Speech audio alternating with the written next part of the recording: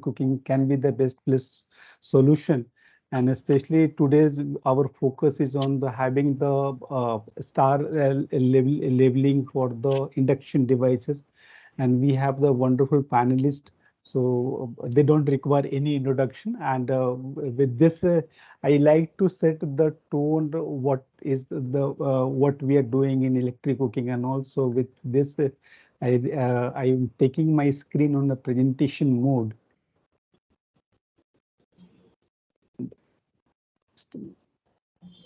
Yeah. Yeah, so good afternoon all, and today we are talking about talk series, which is a transition to modern Indian cooking, and the today's session is focusing on the induction cook stove. As we know, the MECS program is the 8-year program, and we are transitioning from biomass and firewood to the modern fuel. And the research suggests that it is very much possible nowadays that a lot of technologies are available. The cost of electricity is coming down, the solar is coming down, whereas the biomass and other fuel are going up. So we are on the right set. And when we talk about as a MECS program in India, so MECS program in India is progressing well, and we are focusing on the predominantly 3.5 topic, which is a policy level interaction. Then we are strengthening the supply chain. Then we are strengthening the consumer, where the consumer can be sensitized. And then the finance. In everything, the finance is very, very important. And we have actually in India done in all aspects of that. So we did a modern energy cooking forum in 2020, where we have started the discussion, that is in September. And from there we see the clear sea change happening. Then we have we are doing regularly talk series. Talk series is becoming a very interesting tool for the clean cooking sector, where it is a kind of interactive session where people are coming, interacting with each other, sharing their thoughts. And most importantly, it's we are trying to do every month, so people should not forget that and all. So it should be clean cooking should be top of everybody's mind for the all the practitioners, people involved and all. We have published the India e-cookbook. In this, we have actually established that the cooking with electricity is not costly. Right now we have a lot of energy efficient devices, which is actually very cheap also. Though the electric cooking has the challenge that every dish can't be cooked, but even in the India like conditions, most of the food can be cooked. And in India and other part of the globe have some similarity, especially in the Southeast Asia and Africa, where the lot of Indian device company can actually prove themselves in India and go to these countries. So here we can also create an opportunity for Indian company to go to the go for the export market. Then we run the continuation to this to strengthen the Indian manufacturer. We run the entrepreneurship development program in clean cooking. And a lot of these batches are actually interacting with the Africa-based buyers and all, and a lot of interaction is happening. So 3-4 discussions going on strongly. Sampling is already done.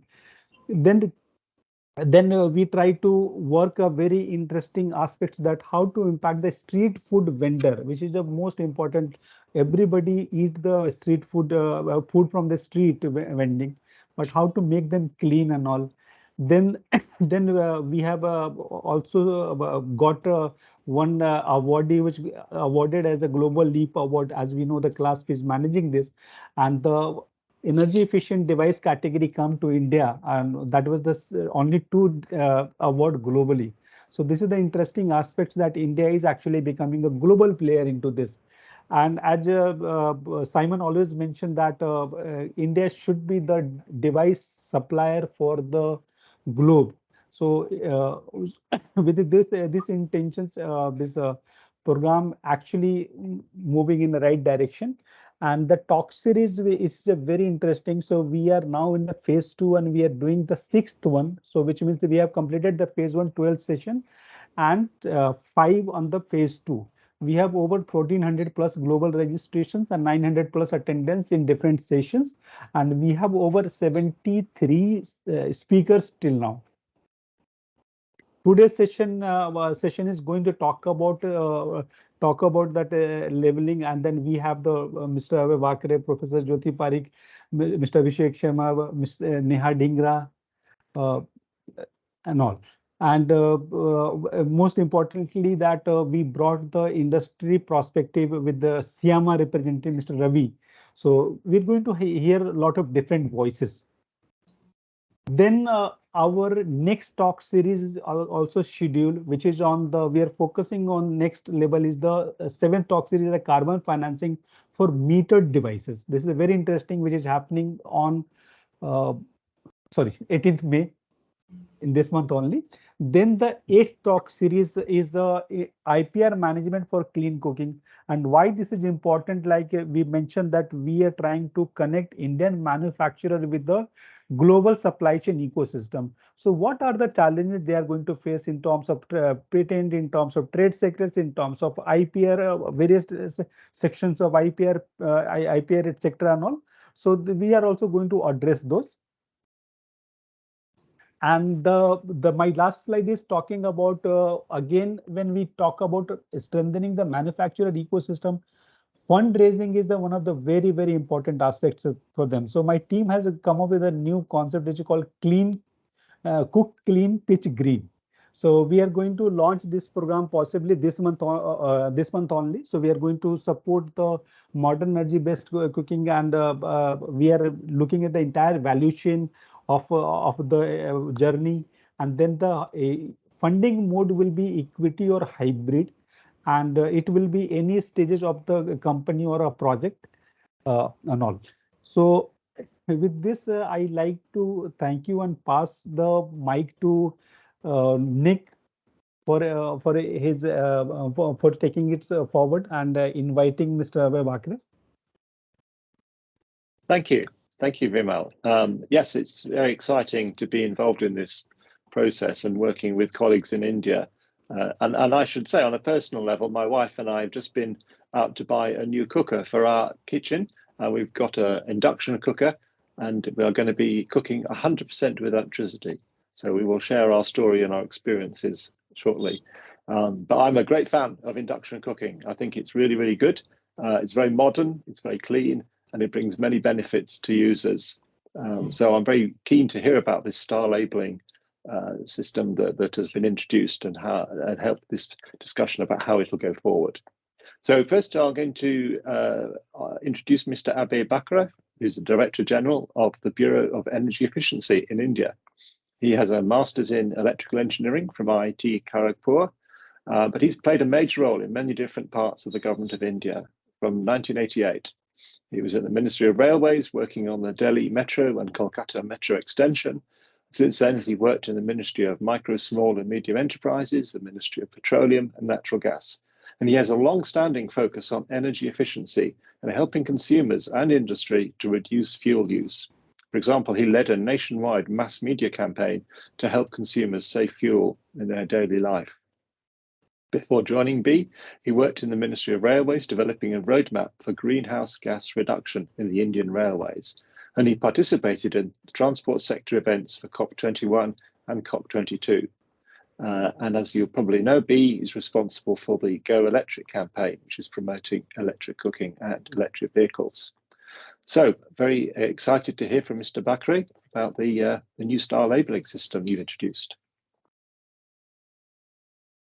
Thank you, Dr. Nick, for this introduction, and thank you, Vimal, for your presentation.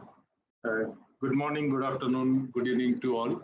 It's really a pleasure for me to share my views here for a very important topic. This is one area where this particular decade we are going to have a transformation, perhaps similar way we had it for LEDs in the last decade. And we was really proud to guide EESL, and EESL, as you know, finally the Global Lighting Challenge. We could distribute almost 14 billion LEDs across the world. So that was one of the seed, the super efficient appliance deployment program as part of the Clean Energy Ministry. The Bureau, as you all know, was set up under the Energy Conservation Act, an ambitious legislature from the government of India, and Bureau was set up as the nodal agency dealing all the energy sector, especially focusing on the demand side and taking initiatives, rolling out policies, handholding most of the actors, stakeholders, and of course, facilitating technology, capacity building, etc. We are also leading many policies which complement our efforts on clean energy ministerial, G20, and BRICS forum. Coming back to the today's discussion, as you all know, the SDG 7 has very ambitious 3 points: 7.1, 7.2, 7.3. The 7.1 itself talks about the universal access to the modern energy and the clean cooking. We have seen a good success in terms of Ujjwala, where more than 8 crores, so 80 million LPG stoves were distributed to the families who were either to working on the biomass, which was quite unsafe in terms of health issues, not so predictable, quite inefficient, and of course, not a good environment for the community, for the household as a whole. But the LPG was the first step. Now we need to move when we talk about our NDC goals in near term, say by 2030, but at the same time, our long-term strategy for 2070 net zero. So moving towards electrification is a key, because India is endowed with lots of natural sources like solar, wind, and moving the economy towards electrified economy, greener economy, and power-based economy will actually help, and it's perhaps a win-win strategy for both the energy provider, because we are able to get an energy source which is cleaner, which is more efficient, and of course, in terms of managing technology and efficiency, as we all know, it's easy to improve the efficiency of electrical system rather than any other kind of systems like this, which is based on the gas or coal, etc.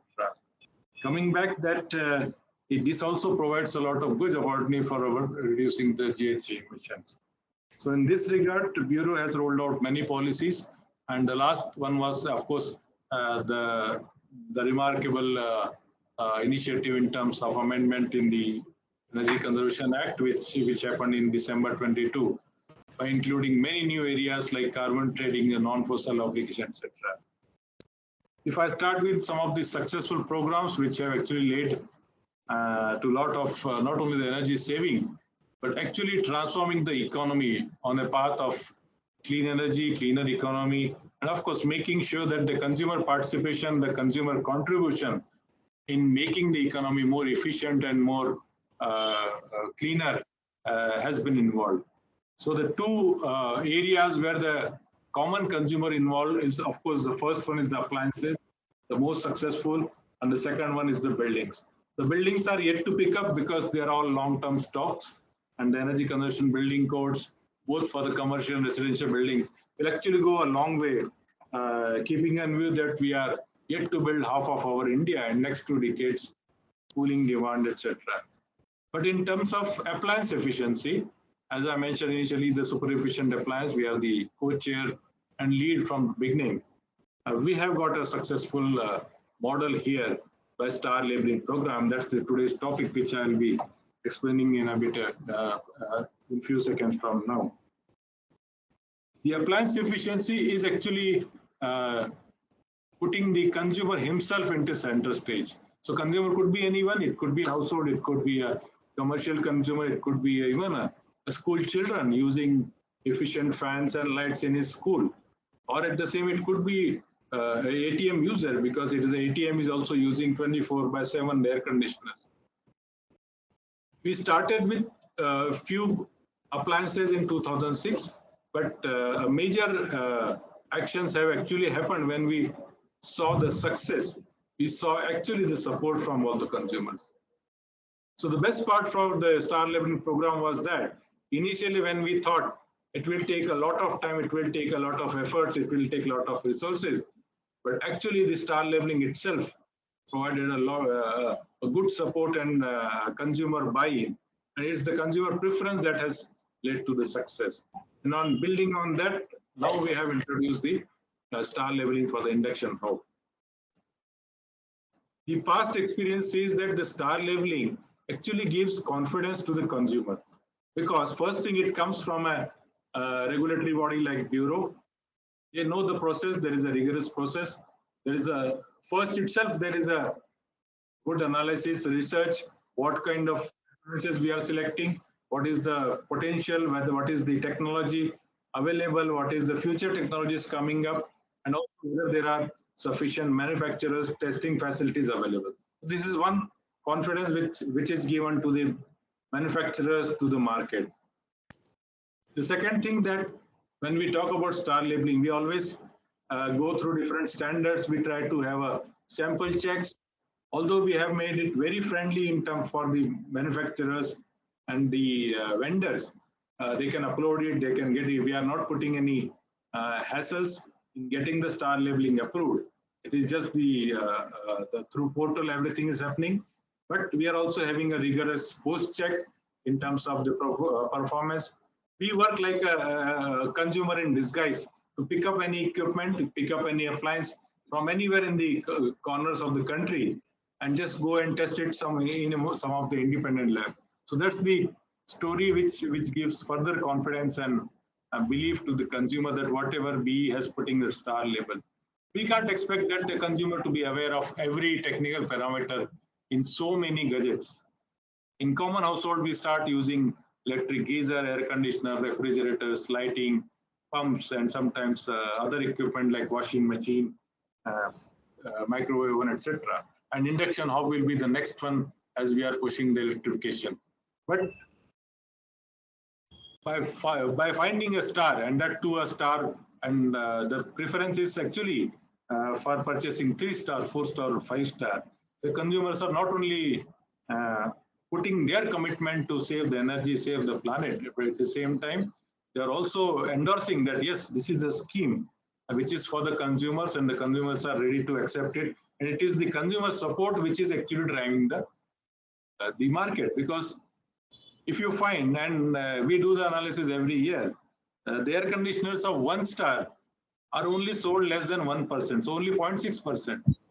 So half the manufacturers have stopped manufacturing 1-star. So practically that is getting eliminated from the market. The same is happening in many other cases. So just by seeing a star, it's a very kind of a common message that, yeah, I'm committing for the greener economy, and I'm not only saving electricity for himself, but for not only for my family, but also for the country. So that's the strong point, and we believe that the induction hob, which is a new equipment,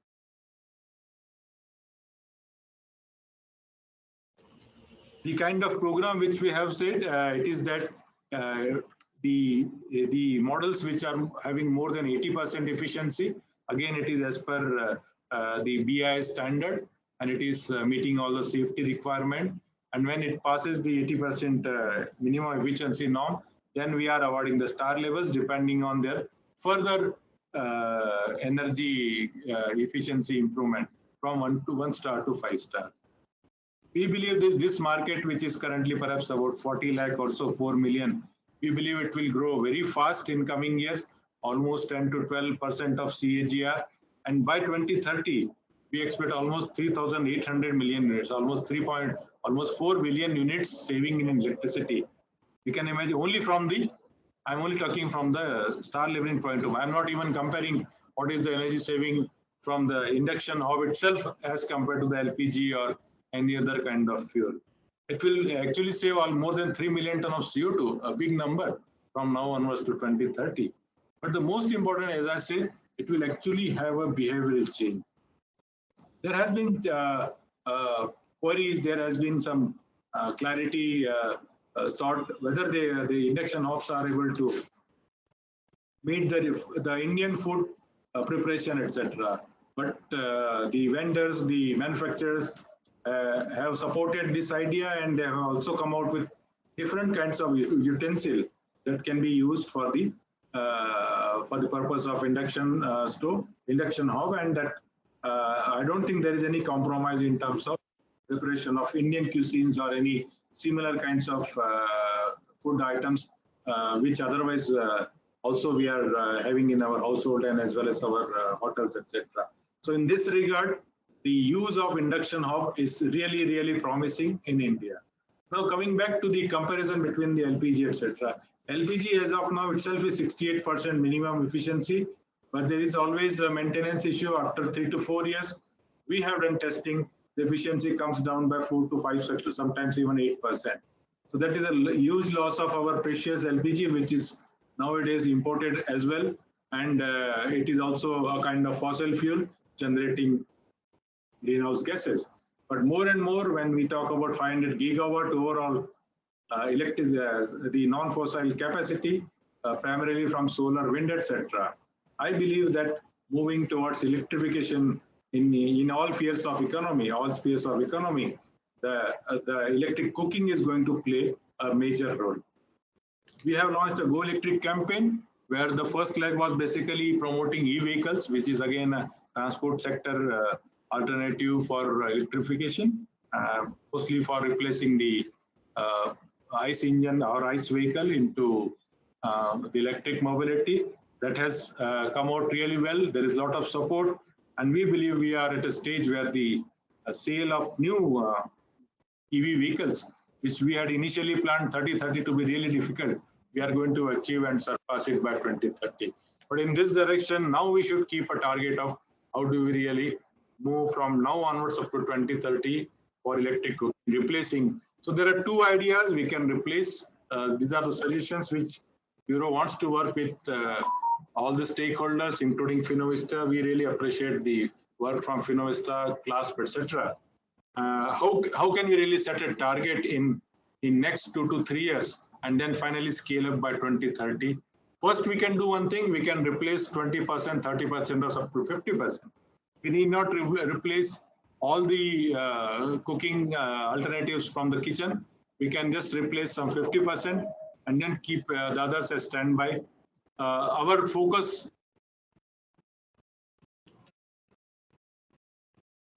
it could be defense, railway canteens, it could be some hotels which are working for longer hours.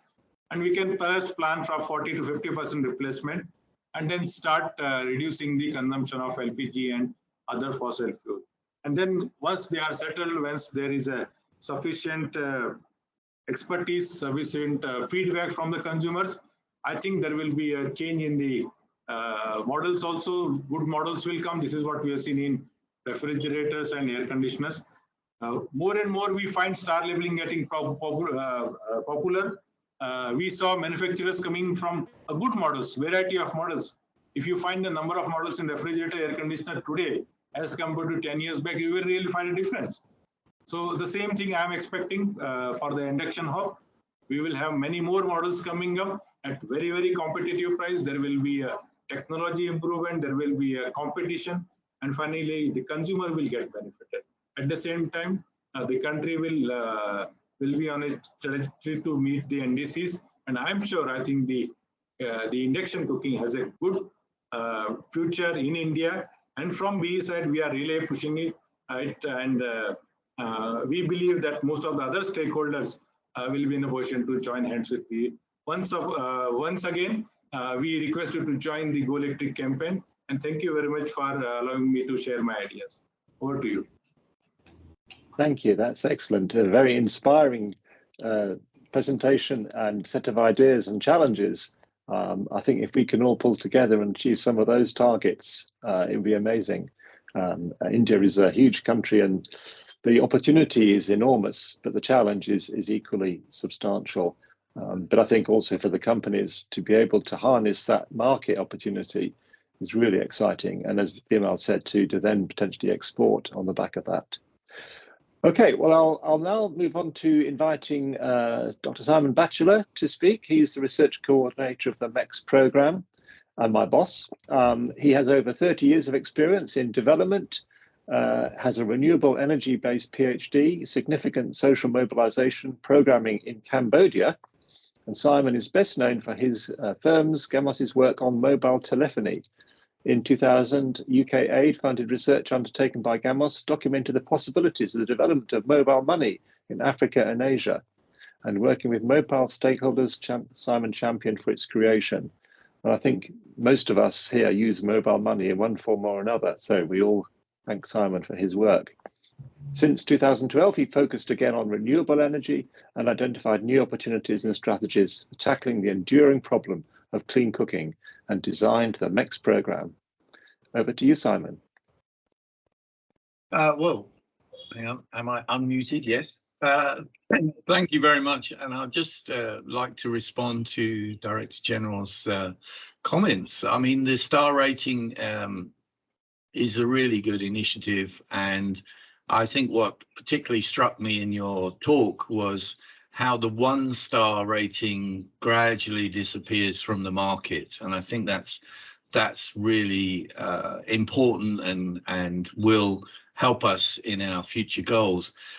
It's interesting because here in the UK, we have lots of energy ratings and star ratings for our fridges, our washing machines, etc. We actually have very limited star ratings for kitchen cooking appliances.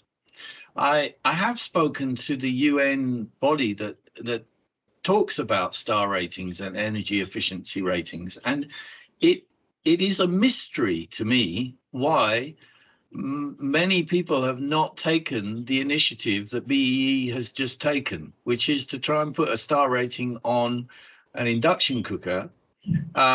We don't even have them for our kettles or our toasters or our task specific electrical kitchen appliances.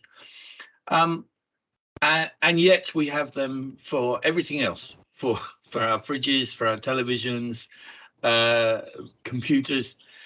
So I think what BEE has done is really, really important and is perhaps a world-leading initiative, because if I go down my local retail shop and look for star ratings of induction cookers, there are some on some of them. It's not consistent. And so as a consumer, it becomes really complex. And then this initiative is about induction stoves, which are certainly the first step within energy efficient cooking appliances in India. As you will all know on the call, you know, we Vimal and his team have been encouraging looking at electric pressure cookers. And again, they don't have a global star rating. We've done some work as the MECS program on looking at their energy efficiency, and we did the Global Leap challenge. But as of now, there isn't an agreed standard and a star rating. And so I look back to what the Director General was talking about, that the star rating helps the consumer to really understand the product and the appliance. You know, when you go into a shop, you can. I recently changed. Sorry, I'm perhaps rambling, and I should be more focused. But I recently changed my fridge because I got a smart meter, and I realized that my fridge was costing me £240 a year in electricity. It was a 20-year-old fridge that had come with the house. I'd never bothered to change it. And yet when I looked at the energy, it was one of the worst fridges in the world for energy consumption. And then I was able to go out and buy a new fridge for £350. So just 1.5 years worth of energy. And that new fridge gave me £40 per year in energy expenditure. So it paid for itself in 1.5 years, and it'll help the planet for the next 20 years because that energy efficiency will be translated into less energy use, less carbon use. So everything BEE is moving forward with these star ratings is really to be encouraged. And I think you are setting a standard for the world that will and a benchmark that we will all have to follow. So I'm going to leave it there. I think it's fantastic, and I'll leave other panelists to comment on some of the detail. Thank you. Thanks, Simon. Great response, and again, very encouraging, I think, to see that, as we've seen in MECS, the adoption of electric cooking is massively facilitated where people can save money as they transfer. And people generally do believe that electric cooking is an expensive option.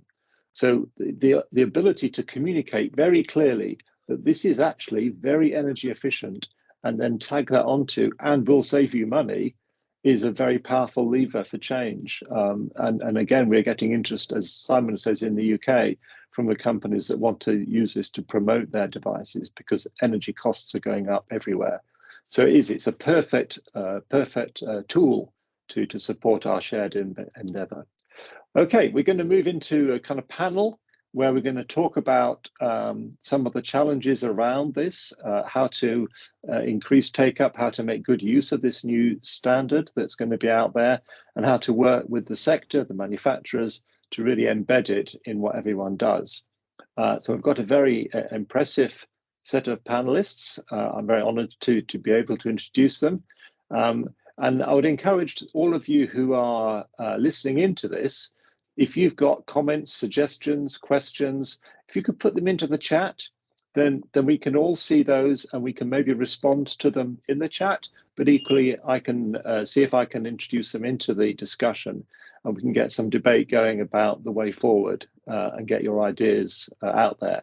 And I think that's a big value of these talk series, that people can introduce themselves on the chat, give your email address, tell us who you are, and then people can make connections and start to work together. Okay, I'm going to start by inviting B to give us some further comments. I don't know whether that's going to come from Mr. Mukher himself or Abhishek Sharma would like to speak, but I'd be interested in maybe some further observations from B on how they see the use of the star rating kind of being taken up. Is there a response from that point of view? Or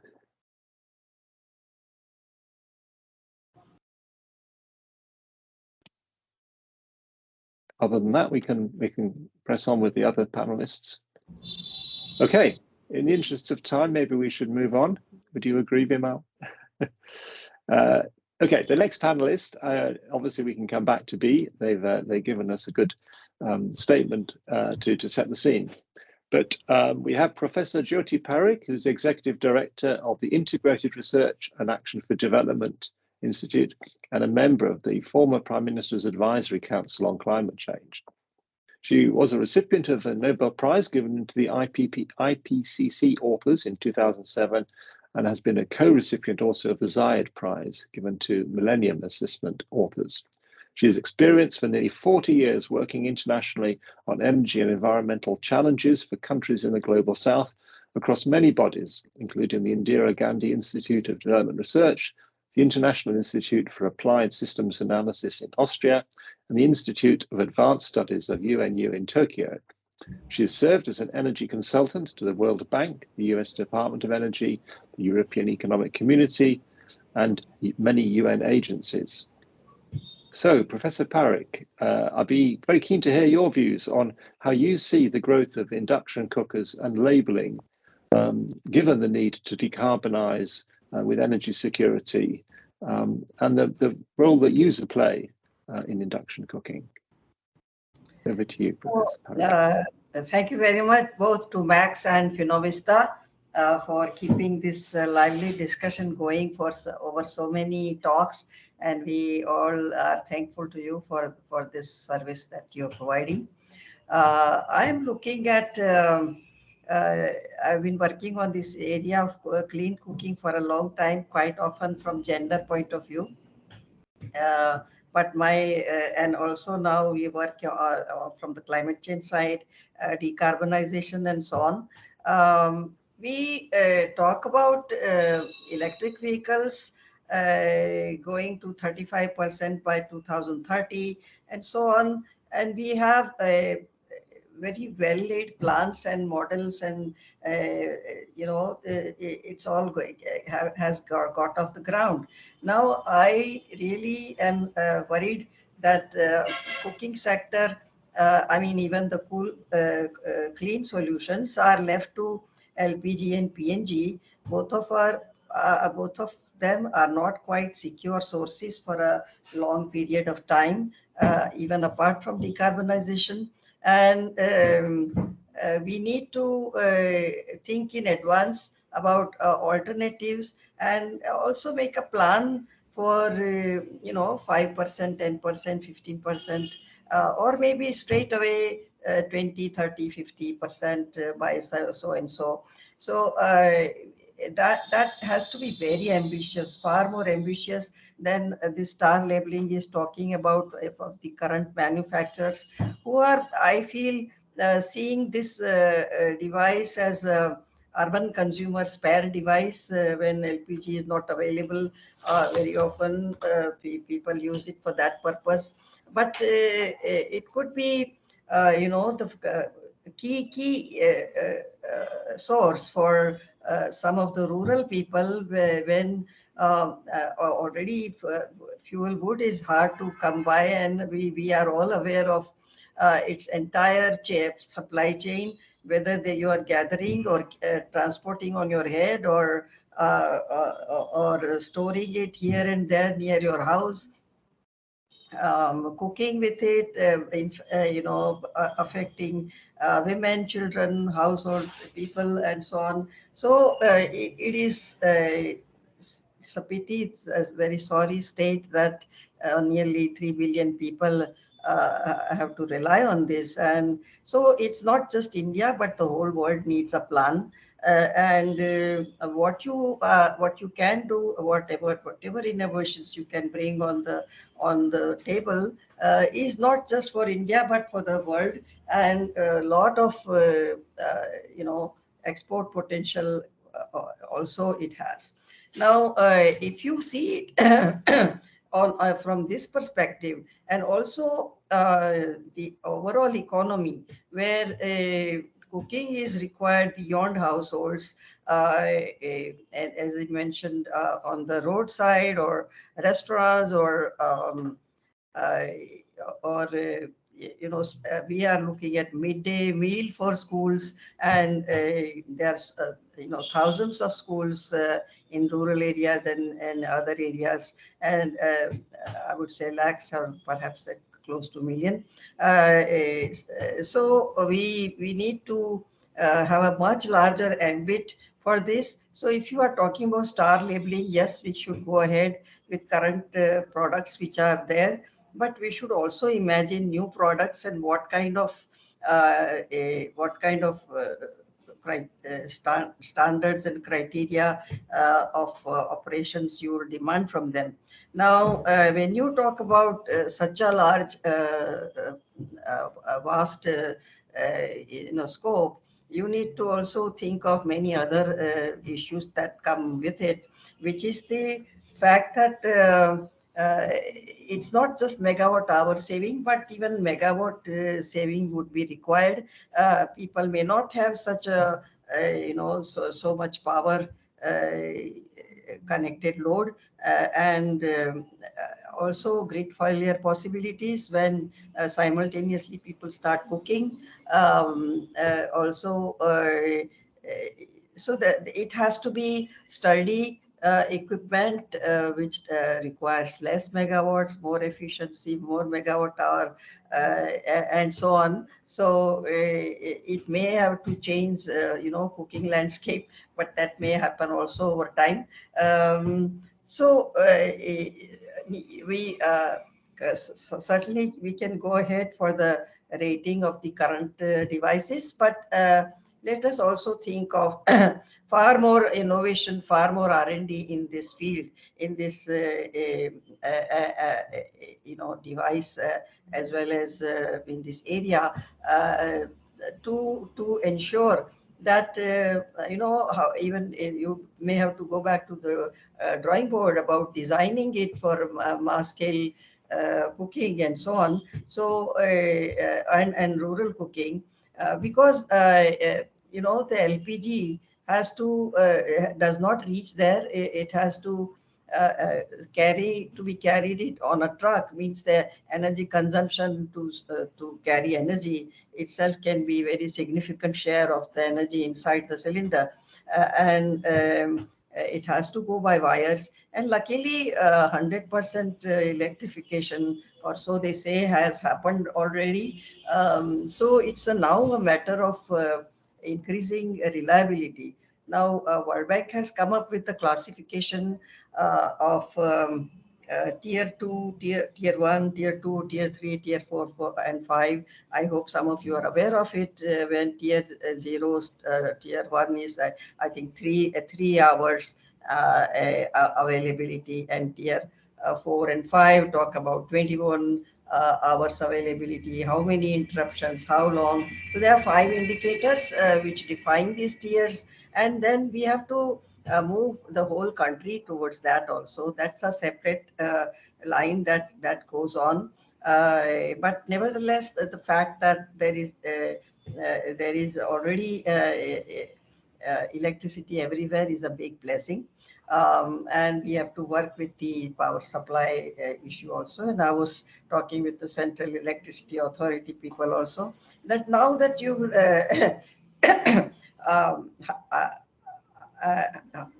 electrified 100% households. Well, it started with only putting a pole there, then 10% households, and now 100% households as well. It has happened over 40 years. But now next 5 years, we have to increase spend in increasing reliability. Okay, that's aside from what you do, but even then, you should, we are all moving into this in partnership.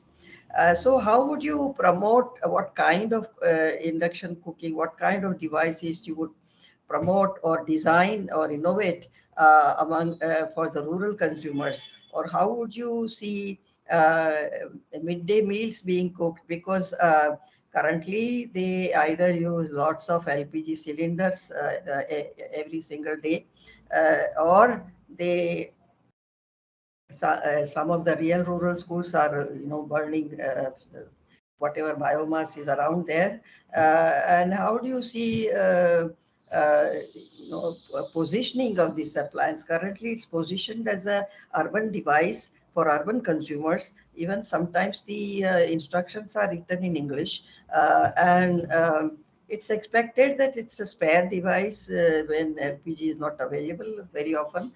But full-time or entire cooking by the households has to also be a challenge that has to be faced by both, I would say, all electric equipment together. But rather than not making too many of them in one kitchen, already we have many equipment in the kitchen, like toaster, grinder, mixer, and our micro oven, and so on. So we have many, and we don't want to add to a plethora of them, but we should try to also integrate them, that one device does more things. So I would include also other devices such as electric pressure cooker or coil-based cookers for a while. So I think that I would like to have your suggestions for this purpose, and let us see how the future takes us. Thank you. Thanks, Professor. That's a really good challenge. The rural communities of India that represent a very large proportion of the population are often challenged with their electricity supply. We were fortunate enough to visit some, and they were using induction cookers, but only as part of their fuel mix. But they're still using them and still accepting them. But the supply was degrading the power that they could get from it. So there's some challenge for innovation there. But thank you. Yes, good challenges there for people to respond to. So I will next hand over to Mr. Ravi Shankar Chowdhury, who represents the consumer electronics and appliances sector. He's the Secretary General of CEAMA. He has over 15 years of global experience in consulting and industry across policy, governance, strategy, formulation, and implementation. He has hands-on experience in strategy and operations in consulting and in the industry, and has a strong business acumen, having studied at the Indian Institute of Management at Ahmedabad and the Harvard Business School. He's a board member of the National Board for Quality Promotion and the Electronics Sector Skills Council. So he's a key player across these areas. So I'd like to invite you to comment on the role that these energy efficient standards can have in successfully marketing and sales of electronic devices, and any advice you would offer in terms of how to promote the standards within the industry. Ravi, you need to unmute, I think. Or have you frozen?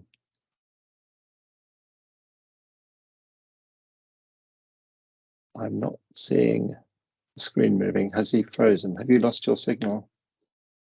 It appears to have gone. Mr. Ravi, I think you still are on mute. I think the screen got freeze. Let me give me a time. Just 2 minutes. I'm just coordinating with it. Okay.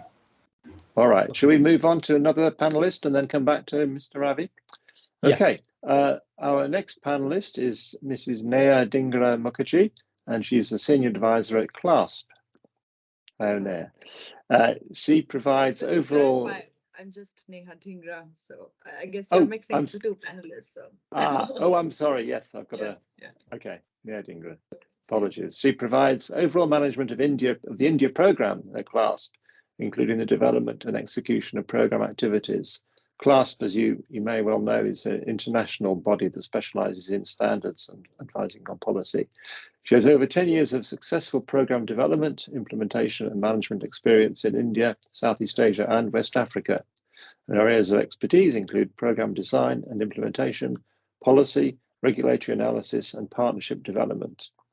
And now I'd like you to comment on the kind of key considerations that you see in efforts to scale up induction cookstoves in India, but also what other segments of cooking device should be considered for standard development, and generally any other comments you've got on how to increase uptake of clean cooking technologies, I should say. Over to you, Neha. Thanks, Nick. Thanks, Vimal, for inviting me, and it's a pleasure to be part of this discussion. First of all, it's very good to hear from DG Sir that e-cooking transition is a key priority of the Government of India for this decade, and electrification is the way to go for us.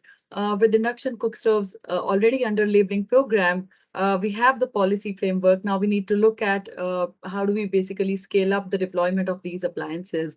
So there have been certain pilots which some of us are aware of with varying degrees of successes.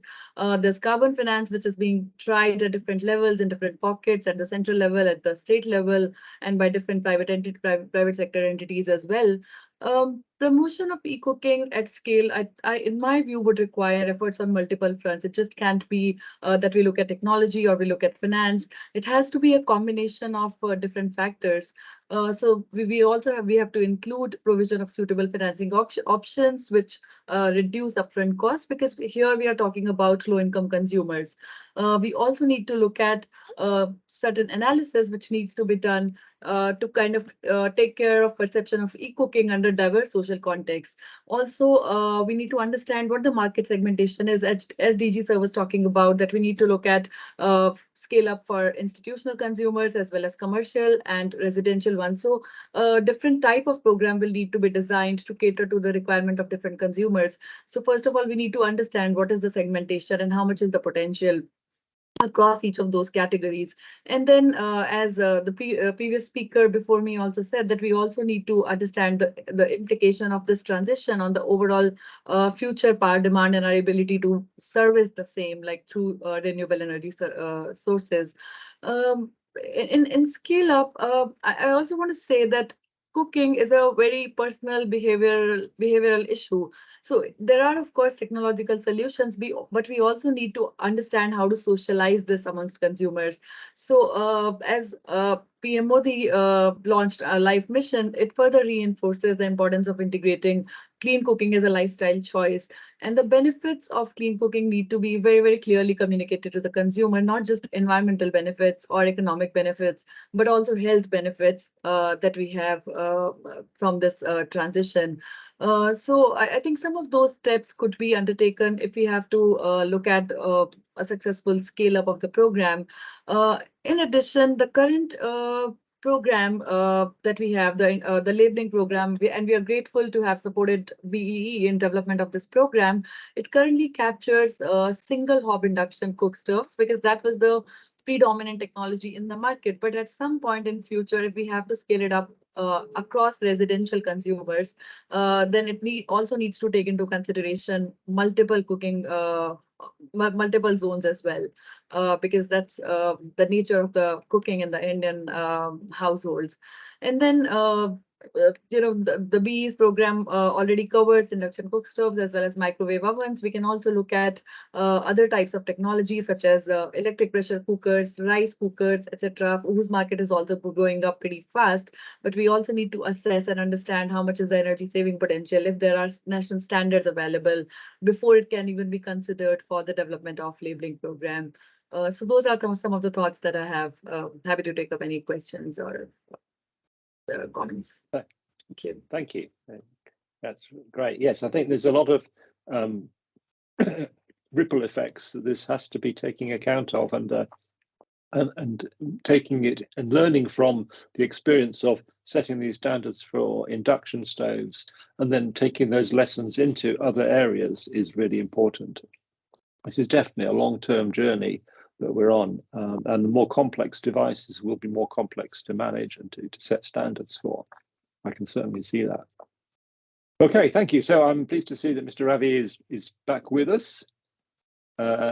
He disconnected and then reconnected, so I'm hoping that you're able to offer your comments, Mr. Ravi. It appears that you're still unmuted. Is that correct?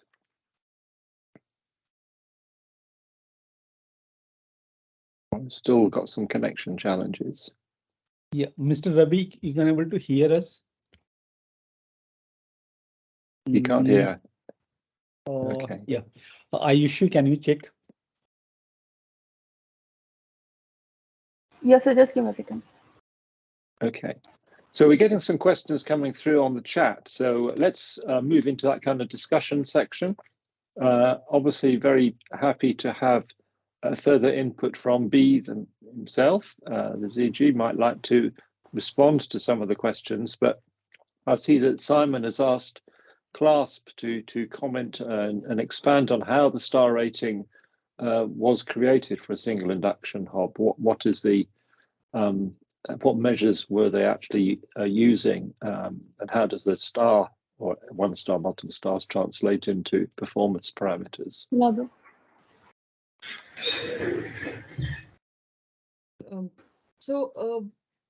Yeah, Nick. So we conducted the market assessment to understand what are the major manufacturers, where's the segmentation of the market, what are the kind of technologies, whether it's single hob or multi-hob. Then we conducted the overall assessment of the national, international standards, international labeling program. At that time, EU program was based on the same parameter that our program is based on, which is energy consumption.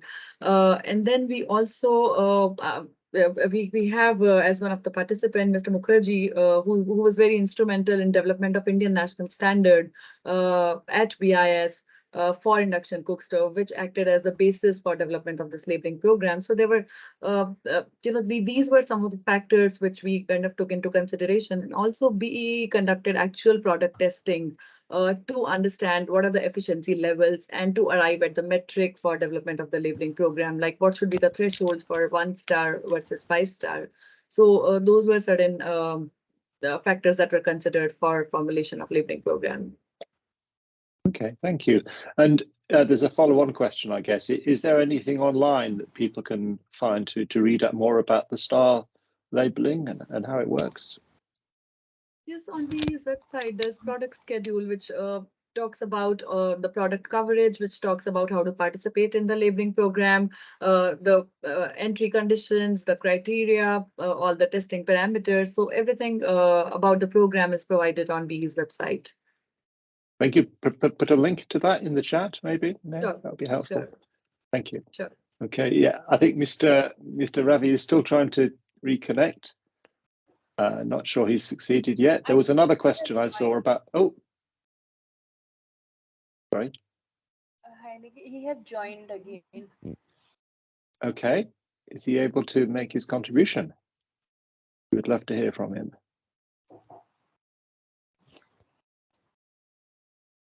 Possibly doesn't need to be on or video, and that might help to ensure he has good audio connection. No. Okay. Well, as soon as he joins, we will welcome him. But there's another question from Pete in Nepal asking about the role of insulation, because as he rightly points out, induction cooking provides very effective and efficient energy transfer to the food, but then the heat can be lost.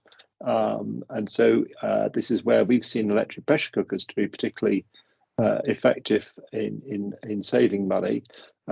Has anyone, to your knowledge, looked at how one can build insulation into cooking with induction? Maybe anyone, a panelist or anyone else, might like to offer a view on that.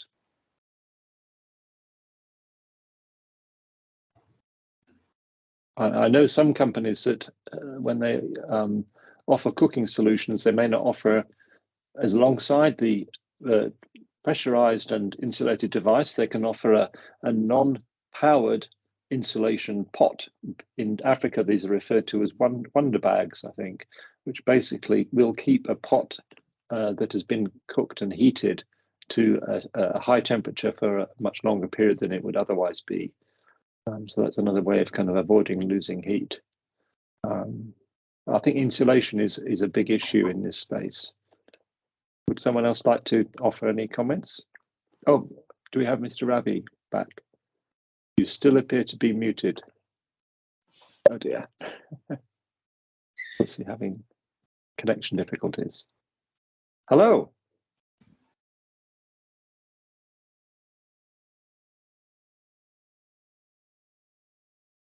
No. Yeah, technical difficulties at his end. Okay. Am I audible now? Mr. Nick, am yes. I audible? Joined back. Yeah. We can hear you. Yeah, thank you. Yeah. Fantastic. My apology, I was facing some technical glitch.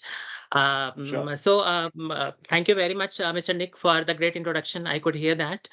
And I am really glad being part of this session. I think these sessions on knowledge and experience sharing goes a long way, especially for something which is quite niche in Indian context, induction cooktop. And we are here to share experiences, etc., with respect to the STAR labeling program for induction cooktop.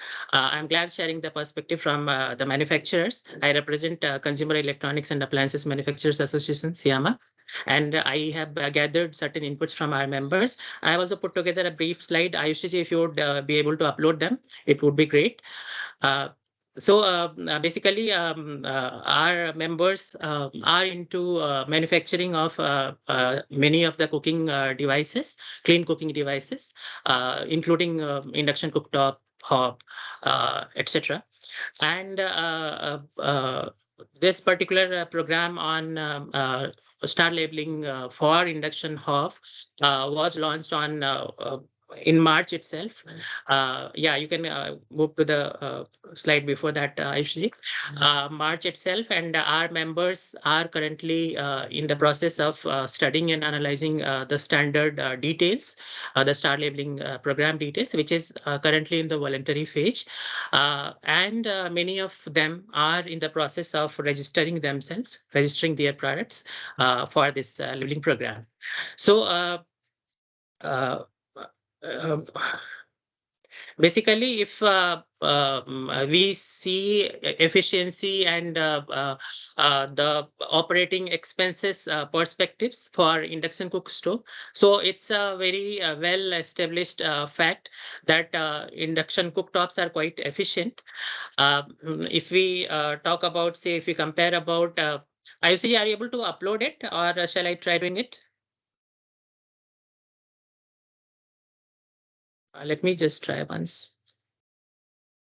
Please let me know if it's visible. Is it visible? Okay. Yes, we can see the slide. Thank you. Yes. So while we see how efficient induction cooktops are, so it's a quite well-established fact that compared to say LPG or gas cook stove, it's even more than double the efficiency, energy efficiency. And while we talk about basically how quick it is in cooking, so say for instance 1 quart of water that is around a liter. So the time difference you can see in induction cooktop is quite lesser than the gas, conventional gas LPG cook stove.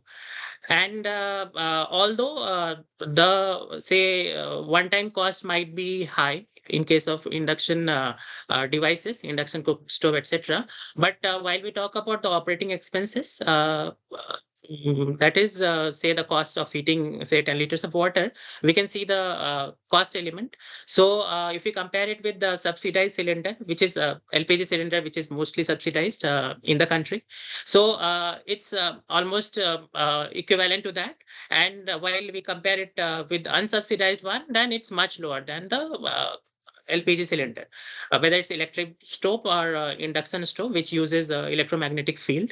That is, we can say, an advanced electric uh, version of cooking. So this version is actually on all the key parameters while deciding by consumers why they should opt for induction cooking, or why they should at least try it, explore it. So with respect to cooking efficiency, the time to cook as well as the operating expenses are quite lesser for induction cooktop. And this basically awareness is gradually coming up in the consumers, because unless there is a demand by consumers, the key motivation for manufacturers to manufacture it domestically, that really does not come. So demand and awareness among the consumers is really great. Is the creation of demand is really a critical success factor. And gradually people, and through sessions like this, we are actually contributing towards that. So while I quickly talk about the strengths and weaknesses for these devices, because we have to actually now see once in the wake of BE star labeling program, which is actually giving the confidence to the consumers that it is energy efficient. Those stars are actually bringing the trust factor, the confidence among consumers that they are using some appliances, devices which have got recognition by the regulators on energy efficiency, and that's why they opt for them. So bringing this product, and we had also earlier given the confidence to be and other stakeholders that CMR members would be glad collaborating with them for bringing this particular product under star labeling program, and it has come under the program. So we are really glad and thankful to BE and other stakeholders. So quickly, if we talk about the strengths for this, which we can popularize among consumers, are it's obviously more environment friendly compared to the say LPG gas, which has gas emission and not so healthy for cooking, especially women. It has a built-in safety feature. Even if you say touch the burner, it will not get burnt because it's the heat is transferred through electromagnetic mechanism, and the magnetic vessel, magnetic utensil gets automatically heated, and once we remove it, it's no more hot. So that is a very key feature with respect to safety compared to the flame like gas cook stove. It cooks really faster, that we saw through data. Meal preparation is easier. It cooks uniformly. And also cleaning of the device is easier since it has a flat surface compared to LPG stove. While we look at the certain weaknesses, especially in the context of Indian households, it lacks the feeling of the flamed cooking. While we turn on, basically just change the flame intensity and we can see the effect instantly. That effect is missing, and that's why there are certain innovations on bringing in some virtual flames to induction cooktop. Manufacturers have realized that this is something which Indian consumers are accustomed with. So that feeling also might be brought. Also, if we see the transition from LPG gas to induction, it's a bit expensive. And very important is that it operates only on the basically magnetic vessels. So the utensils that have strong magnetic effect, they all only will be able to basically used on induction cooktop. So it's a challenge for Indian households because conventionally they may not have those utensils which are basically compatible with induction, and that might require certain investments. Also, it has been observed that it emits certain sounds, especially on high settings. So that also might be a factor. And obviously, it's a bit expensive than the conventional electric cook stove because it's a bit improved version of cook stove that is using electricity but runs on electromagnetic field. So having said that, we have analyzed these in order to understand what are the motivators for the consumers, Indian consumers, and what are the bottlenecks while they opt for, they basically make a decision on buying these devices, induction cooktop specifically. So although the awareness is rising a bit, but still we feel the manufacturers feel it's a niche segment and for which a lot of awareness creation and boosting the demand would be required going forward. And coming to the key bottlenecks, which other panelists have also talked about, that reliable electricity source, especially in rural India, is a challenge. Rural and semi-urban India is a challenge, and unless that's there, basically this product will not be picked much in those areas. Coming to the metros, urban areas, both households and commercial cooking, the institutions which have cooking. So for them also, we feel that it is actually considered as an additional mode of cooking. As of now, sole dependence on an induction cooktop may not be feasible. They might have their conventional LPG cooking, and with that they might get something induction cooktop with the say one burner or something. Not a habit basically, but occasional cooking. And since it operates with the magnetic cooking vessels, the kind of pots and pans that are needed, uh, uh, basically there are certain vessels, utensils, those are compliant, those are basically compatible with the different modes of cooking, gas and induction. So we feel that those vessels should be encouraged by manufacturers so that the transition will not be so difficult. And Well, is that all right? Have you kind of? I think you've given us a lot of information to think of there, and just conscious of time, I think people are probably having to drop off. But that's really helpful and some really useful insights from your partners in the sector about the challenges and the kind of areas to focus on. And I would just add a couple of points that there is the potential, and I think the next talk series is going to be about that, of building in metering into devices that will enable them to be made available, subsidized by carbon finance. And I think that's a really big opportunity for the sector to address this barrier of the initial upfront cost of the devices, and even potentially could provide a small incentive for the households to actually cook with them if some of that carbon finance can flow directly back to the households. The other thing that I've heard from those that do sell induction cookstoves is they often need to be supported with some element of training. Households, as you say, can be a challenge to adjust to cooking with induction, and they do need some explanation. Otherwise, people might have the devices and not really know how to get the most value from them, and then end up sort of not using them very much. So I think those are just a couple of additional points as we start to think about the kind of campaign to promote induction cooking across India. Okay, we've run over the hour, but people are still here, so I'm assuming that you're finding this helpful. We've had some questions coming in the chat about the cost of the devices, which obviously vary, the need to decarbonize the grid, absolutely. I think that's a wider debate within India. And yes, there was a bit of surprise about the sound. I've certainly not come across sound coming out of induction cookers, but maybe it's when you say they're kind of being operated at the peak power output.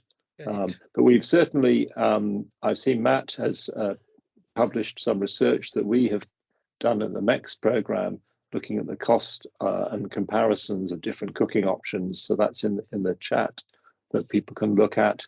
And we continue to encourage people to exchange ideas. Do we have any final comments from Mr. Bakra at B in relation to the comments and the discussion? I don't know if he's still on the line, but it'd be great to hear a final view from B on how you're seeing this going forward.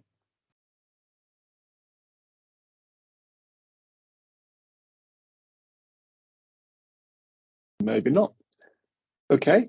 Well, we have run over. You're welcome to stay on and carry on raising your questions. Other than that, maybe someone would like to comment on the cost of the devices and the cost comparisons. There seem to be different comments coming through on the chat about this. Obviously, different data can come from different studies. But I see someone's put their hand up. Who is that? Who's raised their hand, would like to speak? Yeah, keen to get Mr. Sinha. You have a contribution to make? Not exactly a contribution, but I was just listening to Mr. Ravi, and he has spoken about the consumer's choice and awareness and everything. So that means that the demand is of the induction cooker is increasing in the country. That's a good sign. But I mean, I would like to understand from him as to what are the challenges which the Indian manufacturer of induction cooker are facing. Because to the upfront cost of the device is one of the major barrier, of the system. So unless we start local manufacturing of those things, induction cooking or electric cooking devices, it wouldn't be possible to reduce the cost of the end product. And especially because, as you said, that now we are bringing into it the IoT things, which means more of electronics. So obviously, once it becomes more high-tech, it would be still, difficult to afford for a common man. So I was just trying to understand what are the barriers, because he represents the association, so he's in a better position to explain it. What are the challenges so that we can take up with the government or any other authority those issues? That was my trying to understand. That's all. Okay. Sure. So, yeah, go for it. Manufacturing in India, is that possible? How much of it is going on at the moment? Sure. Thank you, Sinhaji, for this question. And as you pointed out, the pricing of the product is a key determinant whether it comes to demand creation, because unless it's affordable, the demand will get diminished, right? So for manufacturers also, it's a priority to reduce the price so that there is more people can afford it, and so in turn there is a good demand and they are motivated to manufacture more. However, certain conventionally, because of reliance on the various components for electronic appliances on import, it has been there that the components have been conventionally imported, some components. Gradually, it's the intention of the manufacturers to domestication of those components. However, basically creating those facilities, capacities requires scalability. In the short run, they still have to basically rely on importing for certain components, but their wider mandate in line with the government's mandate is to manufacture all the components indigenously. So they are on that path. However, in the short run, because of that scenario, those imports might be seen, and that is one of the challenges. So for that, the support which would be basically strengthening the ecosystem is one could be the PLI. Government has already launched certain PLIs for this sector, including air conditioners, etc., LED light. So a PLI on small appliances with a focus on clean cooking devices, because it is actually facilitating a lot of addressing a lot of global challenges. These devices, these cook stoves. So those should be included. Government had actually asked us also for certain inputs on the scheme, design of the scheme, and we are in process of sharing those inputs. Once those PLIs are there in place, their manufacturers will be highly motivated to manufacture every component of these devices in-house, and that will have an impact on reducing the prices. Thank you. PLI is a government financial incentive to encourage domestic manufacture. I don't know what it stands for. Production link that's right. incentive, yes. Yeah. Okay. Production. Thank you very much, Mr. Ravi, for your inputs. Okay, we're getting some further questions in the chat. There's one from Crispin Pemberton Piggott about levels of efficiency, and in China they are some definition of 88, 90, 92, but I don't know how that compares with India. Someone might be able to comment on that. And we're looking at emissions, just encouraging people to read the chat and offer their comments or to volunteer to speak. Other than that, I think carry on interacting. Give us your. I see Crispin's put his email address, so people can respond to him online. This is definitely a debate that we will continue to have, and we will take forward through these talk series and through further collaborations. I think we're very keen to work with partners across the ecosystem because it is going to require a multiplayer response. We're pleased to be working with CLASP and others. So there'll be more news about opportunities going forward. But I think I'm going to kind of wind this up now. Bimal, do you want to make any final remarks? Yeah, so thank you all for joining the session. This is the very interesting and important topic, as most of the speaker have mentioned about that. And when we as a consulting agency work with the industry, interact with the industry, run the innovation, most of the time we often hear from the industry that, look, we have a standard on some devices, and if we know what to make, it's easy for us to actually make those devices.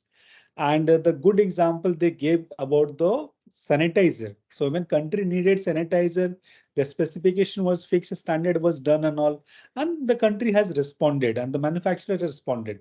So similarly, like now we have a standard, and also the standard means that manufacturer is going to don't have to spend too much time on the R&D and all. Straightforward, they can come with a quality product. So that is the one of the benefit we see, and the input we got, and that's the reason where we thought let's have this session. So thank you for overwhelming response. Yeah. Great, and we'll hope to see you all again at future talk series. It's definitely a hot topic. Thank you very much. Thank you.